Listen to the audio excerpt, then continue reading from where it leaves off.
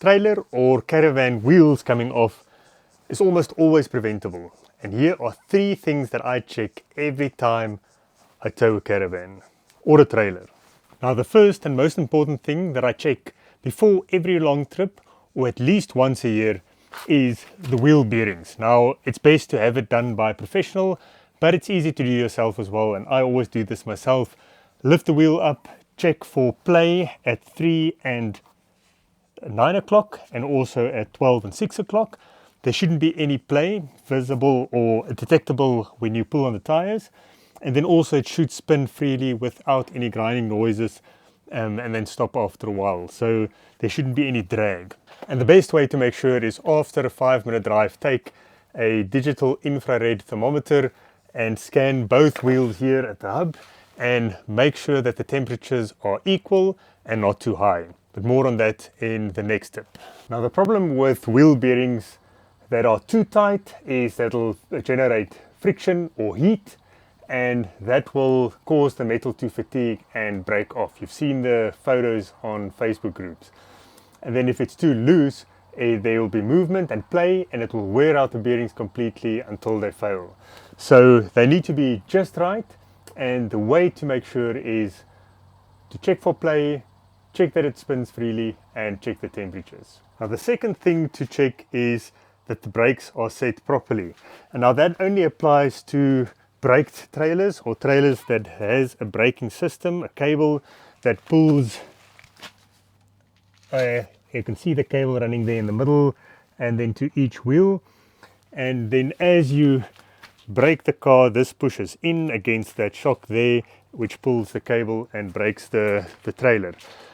Now, if the brakes are too slack, meaning they won't work, it will be very dodgy going down a hill. And this has happened to me when I bought the SLK earlier last year. The trailer was not working, and I scanned going down Maguaskloof Pass at the farm stall. I stopped and I scanned the rear wheels of the trailer, and they were like room temperature, 25 or 28 degrees. And the brakes, of fortunate at the front, were glowing hot at over 200 degrees Celsius.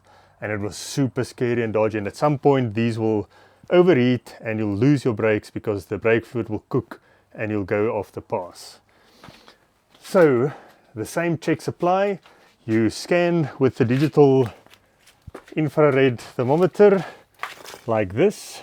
You can see they're cold now, and compare both sides. So the relative temperature is more important.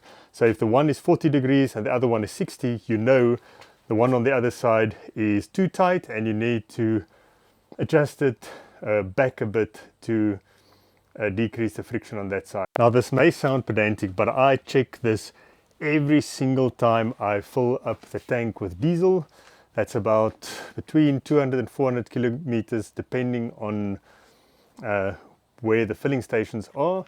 And every single time as I get out of the car, I quickly scan both sides and just check. And that way you can very quickly pick up if there is an issue. And a friend of mine with a similar caravan actually had that issue where the one side was much hotter than the other side, and he had to back it off. And if you don't do that, if you just keep driving and ignore it, there is a big chance that it'll get so hot that the stub axle will eventually fail and break off. Now, the third one was told to me by a caravan expert. He's got 2 of these Jurgens Explorers. He works on them, and he said always check that your handbrake, this thing, is all the way down before you leave a garage or a shop or somewhere where you're parked in public, because sometimes people walk past just for stupidness or whatever, and they pull up the handbrake slightly, you don't notice it, the wheels get hot, and eventually they fall off. And that's exactly what happened to him. It was 2 clicks up, so you always make sure that it's all the way down.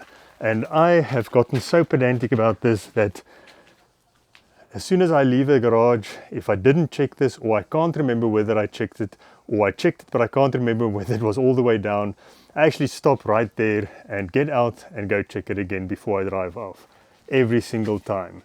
Better safe than sorry, and that's how you prevent your wheels from falling off Bit of a weird one this week. Thank you for watching. Let me know what you think, if I missed anything that you should check on your trailer. And in a future video, I'm gonna chat about why I only tow in 4th gear on this 5-speed Toyota Fortuner manual. Thanks for watching. Check you next time.